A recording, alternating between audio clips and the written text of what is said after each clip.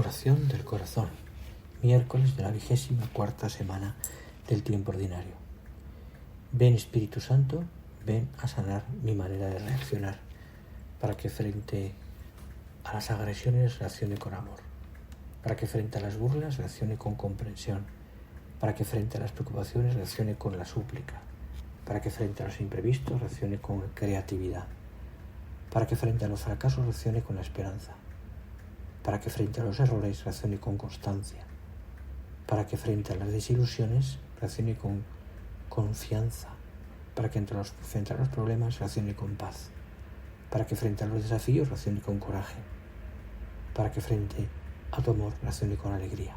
Ven Espíritu Santo. Amén. Hoy celebramos a San José de Cupertino. El Evangelio de San Lucas, capítulo 7, versículos 31 al 35. En aquel tiempo dijo el Señor: ¿a quién se parecen los hombres de esta generación? ¿A quién los compararemos? Se parecen a unos niños sentados en la plaza que gritan a otros: tocamos la flauta y no bailáis, cantamos lamentaciones y no lloráis. Vino Juan el Bautista, que ni comía ni bebía, y dijisteis que tenía un demonio. Viene el Hijo del Hombre, que come y bebe, y decís: mirad, qué comilón y qué borracho, amigo de pecadores y de publicanos. Sin embargo, los discípulos de la sabiduría le han dado la razón. ¿Cómo es esta generación? Cristo se queja de que no se enteren, que no creen en nada y todo lo juzgan, como si se creyeran poseedores de la verdad y jueces de los demás. Y es que cuando nos metemos a juzgar al prójimo, además de que no es nuestra tarea, habitualmente faltamos a la caridad y la mayoría de las veces nos equivocamos. ¿Por qué tenemos ese prejuicio de juzgar a los demás como si nosotros nos creyéramos subidos a un pedestal, con derecho a mirar por encima del hombro a los demás?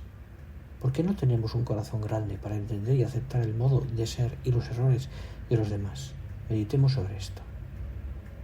En la última cena, el Señor nos da el mandato uno a uno: que os améis como yo os he amado. En esto conocerán que sois mis discípulos.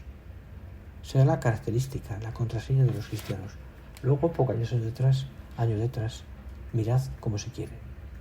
La caridad es algo muy claro, algo en lo que sintonizan todos los hombres desde todos los tiempos. El amor es un lenguaje que se entiende en todos los corazones. Los poemas de amor los entienden todos, aunque sean muy antiguos. Pero el Señor da un criterio para que no se tergiverse el sentido del mandato uno a uno: que os améis los unos a los otros como yo os he amado. Es decir, el Señor nos confía un mensaje solo a las palabras, sino que lo pone en referencia a su vida, como Él nos avisó. Eso es ya mucho más difícil de tergiversar. El Señor nos da un ejemplo de amor, de entrega, de servicio, de atención a cada uno. Limpiar los pies a sus discípulos es una actitud deliberadamente magisterial. ¿Veis lo que yo he hecho? Se preocupa del cansancio, les procura el descanso. Se conmueve ante la muchedumbre desorientada, pero también ante esos mismos hambrientos. Llora por su amigo y se enternece ante la vida de Naín, etc. Es amar como lo entiende cualquiera que no tiene el corazón retorcido por interpretaciones. A partir de ese amor claro y evidente, es como el Señor lo llena de un contenido sobrenatural. Pues el cariño, la caridad sobrenatural, no es un sustitutivo del cariño humano, del que os queráis, sino que es una elevación de ese mismo cariño. Cuando el Señor habla de lo más elevado, lo hace teniendo en cuenta lo más humano. No temáis, mi pequeño rebaño. Nadie tiene un amor más grande que el que da la vida por sus amigos. Por eso la fraternidad cristiana verdadera ha de tener un hondo contenido humano. Pero hay que evitar también el peligro de pensar que como tenemos que querernos sin obras. Los cristianos nos queremos con obras. Es en el fondo la calidad del amor a las personas y de mirarlas con fe. En efecto, querer a los demás es quererlos como Dios. En eso nos enseña Jesucristo. Eso significa querer el bien. Querer bien. Volere bene. Así como un médico quiere con el mismo amor cuando se enternece y sufre con quien sufre, y a la vez no rehúsa provocarle aquel dolor a la madre, o la madre que sabe que lo que le conviene y quiere de verdad no manda a la cama al hijo que debe estudiar, sino que procura hacerle amable el dolor que conlleva el deber, llevándole quizás un café con pastas. Así también el Señor corregía con fuerza y con decisión.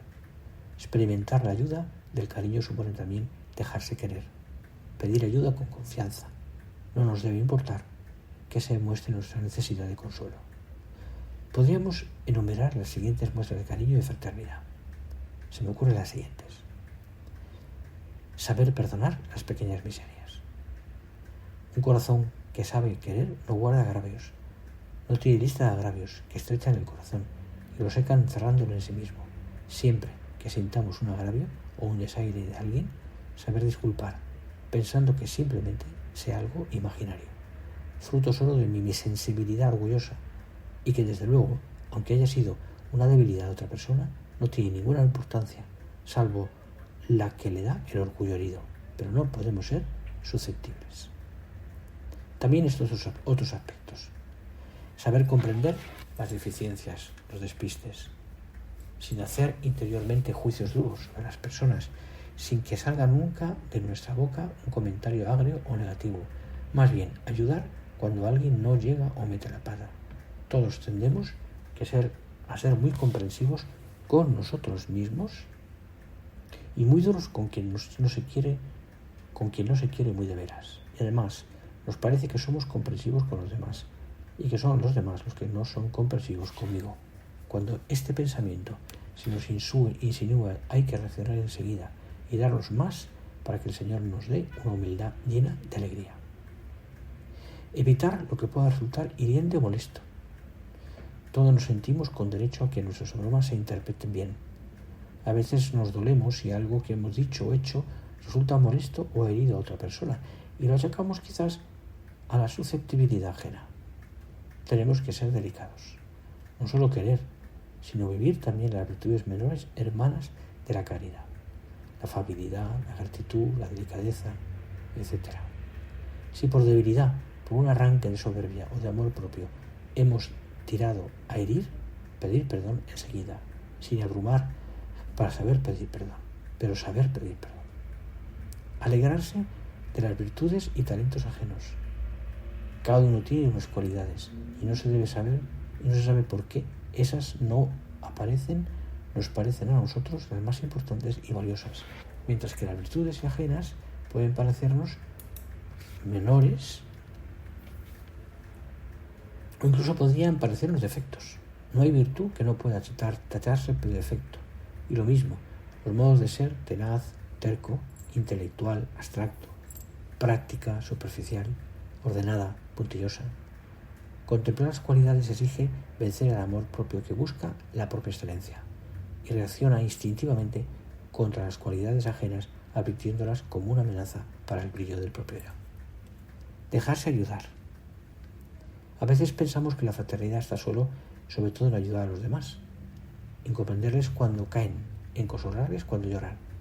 Vivir la fraternidad es aceptar una ayuda, no solo para el trabajo, sino personal. Aceptar un consuelo en un enfado, aunque se vea a la legua que éste viene a sacarme del pozo, sin hacernos el centro saber tomar la mano que se nos tiende. Saber pedir consuelo, saber llorar. Por supuesto que hay quien vive esas cosas para hacerse centro de atención, pero a veces puede ser muy buena manifestación de que acudimos al Señor, de que nos dejamos consolar por nuestra Madre Santa María. Te doy la bendición. Dios Todopoderoso os bendiga con toda clase de bienes celestiales, para que seáis santos y irreprochables en su presencia. Derrame sobre vosotros la riqueza de su gracia. Os instruya con la palabra de la verdad y con el Evangelio de la salvación, y os enriquezca con la caridad fraterna. Y la bendición de Dios Todopoderoso, Padre, Hijo y Espíritu Santo, descienda sobre vosotros y permanezca siempre. Amén.